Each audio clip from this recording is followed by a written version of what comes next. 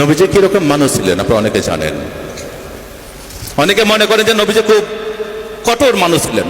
না, নবীজি হযরত মুহাম্মদ সাল্লাল্লাহু আলাইহি ওয়াসাল্লাম তিনি ছিলেন পয়গম্বর, মানুষের প্রতি অত্যন্ত দরদী। আপনারা জানেন সেই সময় ইহুদিদের সাথে যে মক্কা মদিনার যে লড়াই চলছিল, ইহুদিরা ছিল আমাদের নবীজির প্রধান এবং প্রথম শত্রু। সেই একই দুই ইহুদি ভদ্র মহিলা নবীজিকে একদম দেখতে পারতেন না। নবীজি যেদিন যে পদ্মারে প্রতিদিন নামাজ আদায় করতে মসজিদে যেতেন, সেই ভদ্র মহিলা কি করতেন? ইহুদি ভদ্র মহিলা তিনি প্রতিদিন দুনিয়ার নোংরা জিনিসগুলো সব রাস্তার মধ্যে নেফে দিতেন। কেন? নবীজি তো উঁচু পা করে নামাজ পড়তে যাচ্ছেন, তার প্রতি মধ্যে যদি ময়লা থাকে তাহলে তার নাপাক হয়ে যাবেন, নামাজ জায়েজ হবে না। সেই ভদ্র মহিলা, ইহুদি ভদ্র মহিলা তাই ভাবতেন। কিন্তু নবীজি তিনি তো মন শুদ্ধ, অন্তর শুদ্ধ, তিনি গিয়ে নামাজ আদায় করতেন। প্রতিদিন তাই হতো, প্রায় চলছিল। একদিন নবীজি যখন যাচ্ছেন, দেখলেন যে সেই জায়গার মধ্যে কোনো ময়লা নেই, রাস্তা পরিষ্কার। নবীজি ভাবলেন কি হলো, এই ভদ্র মহিলা কোথায় গেলেন, যিনি প্রতিদিন আমার নামাজে যাওয়ার পথে ময়লা ফেলতেন, কাদা ফেলতেন, নোংরা ফেলতেন। তিনি খবর নিলেন তিনি কোথায় থাকেন। চলে গেলেন সেই বৃদ্ধা বুড়িমার কাছে, গিয়ে বললেন, দেখলেন যে তিনি বিছানায় শায়িত। নবীজি বলছেন, মা তুমি কি অসুস্থ? বলছে, হ্যাঁ বাবা, তুমি কে? বলছে, আমি সেই হযরত মুহাম্মদ, যিনি প্রতিদিন নামাজ আদায় করতে যাওয়ার সময় তুমি নাপাক করার জন্য ময়লা ফেলতে। আজকে আমি দেখলাম রাস্তার মধ্যে কোনো ময়লা নেই, কোনো কাদা নেই। আমি বুঝতে পারলাম তুমি আর কোনো ক্ষতি হয়েছে, তোমার কোনো অসুবিধা হয়েছে, তাই তোমাকে আমি দেখতে ছুটে আসলাম। আমি আল্লাহর কাছে দোয়া করছি, মা তুমি সুস্থ হয়ে যাও, তুমি ভালো হয়ে যাও। এটাই হচ্ছে নবীজি। নবীজির এই আদর্শটা আমাদের কাছে উদ্দেশ্য, এই নবীজির এই আদর্শটা আমাদের কাছে আদর্শ। এই আদর্শের মধ্য দিয়ে নবীজি ভারত, শুধু মক্কা মদিনা নয়, সারা বিশ্বকে ইসলাম ধর্মের মধ্যে প্রবর্তিত করেছিলেন। সেই নবীজির নামে কুরুচিকর মন্তব্য যাকে নিয়ে করলেন, মা আয়েশা, তিনি ছিলেন তৎকালীন সর্বশ্রেষ্ঠ গুণী ভদ্র মহিলা। আপনারা অনেকে জানেন যে আমাদের নবীজির প্রায় 11 জন বিবি ছিল, তার মধ্যে সবচেয়ে কনিষ্ঠ ছিলেন আয়েশা মা। এই আয়েশা ছিলেন সবচেয়ে জ্ঞানী এবং গুরুগম্ভীর ভদ্র মহিলা, যিনি পবিত্র আল কোরআন নবীজির পরে এই ভারত মক্কা মদিনার মধ্যে তিনি আল হাদিসকে তিনি রপ্ত করেছিলেন এবং সেগুলো প্রসার করার দায়িত্ব নিয়েছিলেন সেই মা আয়েশা। তাদের দুজনকে নিয়ে করল মন্তব্য নূপুর শর্মা। একটু গভীর করে ভাবুন, যারা বুদ্ধিমান আছেন একটু গভীরভাবে ভাবুন, কেন এটা হলো? এটা কি নূপুর শর্মা করেছে? না, নূপুর শর্মাকে দিয়ে কেউ করিয়েছে। খুব ভাববেন, ভাবনাটা হচ্ছে একটাই, ওরা জানে যে মুসলমানদেরকে যদি কোনোভাবে আঘাত করা হয়, যখন সিএ হলো আমরা আন্দোলন করলাম, এনআরসি হলো আমরা আন্দোলন করলাম তার প্রতিবাদে, বিভিন্ন সময় যখন বুলডোজার চালালো আমরা তবু শান্তিপ্রিয় আন্দোলন করলাম, তখন তারা ডিলটা মারলো একদম নবীজির গায়ে, যাতে পুরো মুসলিম জনতা যেন কেঁপে ওঠে। কেঁপে ওঠে কি করবে? তাদের একটাই লক্ষ্য, হিন্দুদের থেকে মুসলিমদের আলাদা করো,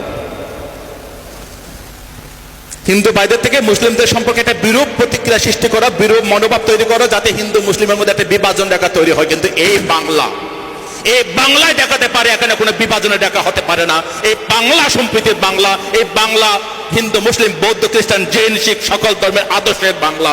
এই বাংলায় আমরা কোনোদিন এরকম বিবাদ মানব না, মানতে পারি না। আমরা সবাই এক আছি, এক থাকবো। আজকে এই নূপুর শর্মা বলুন, এই সিএএ বলুন, এই এনআরসি বলুন, এইসব আন্দোলন আজকে স্বপ্ন বাদুড়িকে তৈরি করে। এইসব আন্দোলন অরুণজ্যোতি বিক্ষুকে এরকম মুসলিম সমাজে নিয়ে আসে। আমি আসার আগেই আজকে ধর্মতলায় রানী রাসমণি রোডে আমাদের জমিয়ত উলামা হিন্দের প্রায় 2 লক্ষ মানুষের সমাবেশ ছিল, সেখানে আমরা মিটিং করে এখানে আসলাম। তো এই আন্দোলন আপনাদেরকে অবশ্যই করতে হবে, এটা কিন্তু শেষ নয় মুসলিম ভাই বোনেরা, এটা কিন্তু শেষ নয়। এরপর আরো বড় আঘাত আসবে, এরপর আরো বড় আঘাত আমাদের জন্য অপেক্ষা করছে, খেয়াল রাখবেন। কিন্তু কখনো কোনো অবস্থায় যারা নবীজিকে ভালোবাসেন, যারা আল হাদিসকে ভালোবাসেন, যারা আল কোরআনকে ভালোবাসেন, তারা কখনো আইন হাতে তুলে নেবেন না, শান্তিভাবে শান্তিপ্রিয়ভাবে আন্দোলন করবেন। কখনো ভাববেন না যে আপনাদের থেকে যারা গাড়ি করে যাচ্ছে সেই মানুষগুলো আলাদা, তারা ভাববেন সবাই আল্লাহর প্রেরিত পুরুষ, তারা আমাদের ভাই। তাই কোনো গাড়ি ভাঙা, কোনো থানাতে আগুন দেওয়া, কোনো গাড়িতে আগুন দেওয়া, এই কাজ কখনো করতে যাবেন না। আপনারা যারা এখানে আছেন, যারা আজকে এখানে প্রায় কয়েক হাজার মানুষ আছেন, আপনারা প্রত্যেকে এক একজন আল্লাহর মেসেঞ্জার হন, নবীজির মেসেঞ্জার হন, আল হাদিসের মেসেঞ্জার হন, আল কোরআনের মেসেঞ্জার হন। আমাদের একটাই লক্ষ্য, আমাদের নবীজির বিরুদ্ধে যে আন্দোলন, যে কুরুচিকর মন্তব্য হয়েছে, আমরা তার অবশ্যই প্রতিবাদ করব, তাকে আমরা ধিক্কার জানাবো, তার জন্য আমরা বিক্ষোভ করব। যতক্ষণ নূপুর শর্মা এবং নবীন জিন্দাল গ্রেপ্তার না হবে, ততক্ষণ আমাদের আন্দোলন শান্তিপ্রিয়ভাবে সারা বাংলা নয়, সারা ভারতবর্ষে নয়, সারা বিশ্বের মধ্যে চলছে, এই আন্দোলন চলবে। কিন্তু ভাইয়েরা, সবসময় মাথা রাখবেন যে আমরা কখনো অশান্ত হব না, আমরা কখনো ভাঙচুরের রাস্তায় যাব না। সেই দিন যখন আসবে তখন ডাক আসবে, যেদিন জিহাদ ঘোষণা হবে সেদিন নামবেন, এখন নয়, এখন সময় নয়। আমাদেরকে মাথায় রাখবেন যে আমাদের হিন্দু মুসলিমদের মধ্যে আলাদা বিভাজন রেখা তৈরি করে 2024 ইলেকশন জেতার পায়তারা করছে এই সরকার। 2024 ইলেকশন যখন সামনে আসছে, তখন এইরকম কাণ্ডগুলো ঘটায়। আপনারা খেয়াল করবেন, প্রতিবার ইলেকশন আগে এরকম কাণ্ড ঘটাবে, হিন্দু মুসলিম আলাদা করে হিন্দু ভোটগুলোকে একটা করার চেষ্টা করবে। তাই আপনারা সবসময় চেষ্টা করবেন। নবীজি কি করতেন? আপনাদের আজকে নবীজির জন্য আমরা গলা ফাটাচ্ছি, সেই নবীজি কিরকম মানুষ ছিলেন, তিনি কি করতেন? তার রাস্তায় যখন কাঁটায় ফেলা হতো, তিনি কাঁটা বিশেষ সরিয়ে দিতেন। তিনি কারো রাস্তায় কোনোদের কাঁটা হয়ে দাঁড়াননি। তিনি কি বলেছেন? তিনি বলেছেন যে তোমার প্রতিবেশী, তিনি ইহুদি হতে পারে, তিনি কুরাইশ হতে পারে, তিনি নন মুসলিম হতে পারে, কিন্তু তোমার প্রতিবেশী যদি না খেয়ে ঘুমিয়ে থাকে, তুমি যদি খাও, সেটা তোমার জায়েজ হবে না। কত বড় কথা যে তুমি তোমার প্রতিবেশীকে ভালোবাসো, তোমার প্রতিবেশীর প্রতি তুমি সম্মান করো। এই রকম কথাগুলো নবীজির মুখ থেকে বেরিয়েছিল। আপনারা জানেন, একদিন এক ইহুদির লাশ নিয়ে যাওয়া হচ্ছিল। হযরত মুহাম্মদ সাল্লাল্লাহু আলাইহি সাল্লাম তিনি দেখতে পেলেন যে একটা লাশ যাচ্ছে। নবীজি সরে দাঁড়ালেন, তাকে তার জন্য আল্লাহর কাছে দোয়া করলেন। তখন তার যারা সখী ছিল, যারা সহচর ছিল, তারা বলছেন, নবীজি, হযরত মুহাম্মদ আপনি এটা কি করছেন? এতে বিধর্মী লাশ, আপনি বিধর্মীর জন্য এটা কেন করছেন? তখন নবীজি বলেছিলেন যে এই একজন মানুষ, মানুষ হিসেবে তার মঙ্গল কামনা করা, দোয়া করা আমার কর্তব্য, আমি সেই দোয়া করছি। তিনি হতে পারে ইহুদি, তিনি হতে পারে নন মুসলিম। তো সেই রকম আমাদের নবীজির প্রতি যদি অসম্মান করা হয়, কুরুচিকর মন্তব্য করা হয়, তাহলে আমরা কখনো চুপ থাকতে পারি না। এটাই মাথা রাখবেন। এই বাংলায় আমরা হিন্দু মুসলিম বৌদ্ধ খ্রিস্টান জৈন শিখ আমরা একতাবদ্ধ হয়ে আছি, একতাবদ্ধ হয়ে থাকবো।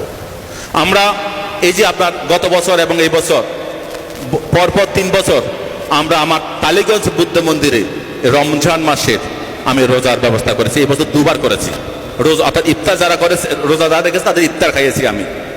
ইফতার আমিও নিজেও আমাদের এই ইফতারের বিভিন্ন জায়গায় সামিল হয়েছি। আপনারা দেখতে পাবেন এই বাংলায় যে সম্প্রীতি রয়েছে, এটা কিন্তু সারা ভারতবর্ষে কোথাও পাবেন না, তেমন নেই। বাংলায় একটাই মুখ আছে।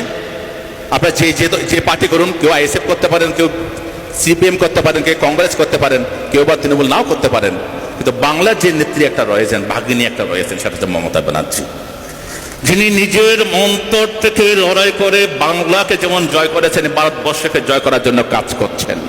এবং এই বাংলায় শান্তি সম্প্রীতি, হিন্দু মুসলিম যেন ভাগাভাগি না হয়, তার জন্য কাজ করে যাচ্ছেন। অন্তত তার প্রতি দায়িত্বপরায়ণ হয়ে আপনারা কখনো ভাঙচুরের রাস্তায় যাবেন না, কখনো আপনারা কারো ক্ষতি করার চেষ্টা করবেন না। নবীজিকে ভালোবেসে, নবীজির আদর্শের মানুষ যারা আমরা, আমাদেরকে সবাইকে নিয়ে একত্র হয়ে, একতাবদ্ধ হয়ে আমাদেরকে কাজ করতে হবে। তাহলে দেখবেন আল্লাহ তাআলা আমাদের সকলকে দোয়া করবেন। আমাদের যে আবদার, আমাদের যে আবেদন, আমাদের যে প্রার্থনা, সেটা আল্লাহ তাআলা ইনশাআল্লাহ কায়েম করে দেবেন। আপনারা সকলে সেভাবে তৈরি থাকবেন যে এইরকম সম্প্রীতি, ভালোবাসা, প্রেম, এগুলোর মধ্য দিয়ে আমরা মানুষকে জয় করব। ভগবান গৌতম বুদ্ধ তাই বলেছিলেন, আক্ষুদে না চিনে কুধাং অসাধুং সাধুনা চিনে জিনে কাদারিয়াং দানে না সাচ্ছে না আলিকা বাদে না। যে ভগবান গৌতম বুদ্ধ বলছে হিংসা দ্বারা হিংসাকে জয় করা যায় না, ভালোবাসা প্রেম মধ্যে দিয়ে হিংসাকে জয় করতে হয়। আসুন নূপুর শর্মা এবং নবীন জিন্দালকে তাদের এই গুরুতর অপকর্মের জন্য আমরা আল্লাহর কাছে দোয়া করব, ভগবান গৌতম বুদ্ধের কাছে প্রার্থনা করব, আমরা শ্রী শ্রী রামকৃষ্ণদেবের কাছে আমরা উপাসনা করব, যাতে এই বাংলা তথা এই ভারতবর্ষে এবং বিশ্বের মধ্যে কোনো ধর্মগুরু যেন অসম্মান অপমান না হয়। আজকে দেখতে পাচ্ছেন আমেরিকা পর্যন্ত গতকাল ভারত সরকারকে সতর্ক করেছেন যে ধর্ম নিরপেক্ষতা নষ্ট হচ্ছে। হযরত মুহাম্মদ সাল্লাল্লাহু আলাইহি ওয়াসাল্লামকে নিয়ে যে বক্তব্য পেশ করা হয়েছে সেটা আমেরিকা থেকেও প্রতিবাদ জানানো হয়েছে, চীন থেকেও প্রতিবাদ জানানো হয়েছে। প্রায় ৬৮টি দেশ প্রতিবাদ জানিয়েছেন, শুধু আরব কান্ট্রি নয়। তো এর মধ্য দিয়ে কি হচ্ছে, আমাদের সবার মাথা হেট করে দিচ্ছে এই সরকার, আমাদের সবাইকে মাথা নিচু করে দিচ্ছে। ভারতবর্ষে যে একটা সুনাম, একটা সুযশ, একটা সুখ্যাতি ছিল, এই বিজেপি সরকার সবার মাথা নত করে দিচ্ছে, বিশ্বের কাছে ভারতবাসীর মাথা হেট করে দিচ্ছে। তাদের যে বিভাজন নীতি, তারা যে হিন্দু মুসলিমের নীতি নিয়ে হিন্দুদেরকে তুলে ধরে এটাকে হিন্দুস্তান করার চেষ্টা করছে। আমরা এই ভারতবর্ষকে হিন্দুস্তান চাই না, আমরা এই ভারতবর্ষকে ভারত হিসেবে চাই, ভারতবর্ষ হিসেবে চাই। সেই আবেদন জানিয়ে আমরা নবীজির প্রতি যে অপমান, যে কুরুচিকর মন্তব্য করা হয়েছে তার তীব্র ধিক্কার জানিয়ে নূপুর শর্মা এবং নবীন জিন্দালের অবিলম্বে গ্রেপ্তারির দাবি জানিয়ে তাদের দৃষ্টান্তমূলক শাস্তির আবেদন করে আপনাদের সকলকে শান্ত, সম্প্রীতি এবং ঐক্যতা বজায় রেখে বিক্ষোভ প্রদর্শনের আহ্বান জানিয়ে আজকে উলামা পরিষদ মিনাকা ব্লক থেকে যেই বিক্ষোভ সমাবেশ এখানে করা হলো, আমাকে যারা এখানে আসার জন্য আমন্ত্রণ জানিয়েছেন, আমাদের গিয়াসউদ্দিন থেকে তাজউদ্দিন ভাই, আমাদের শফিকুল ইসলাম,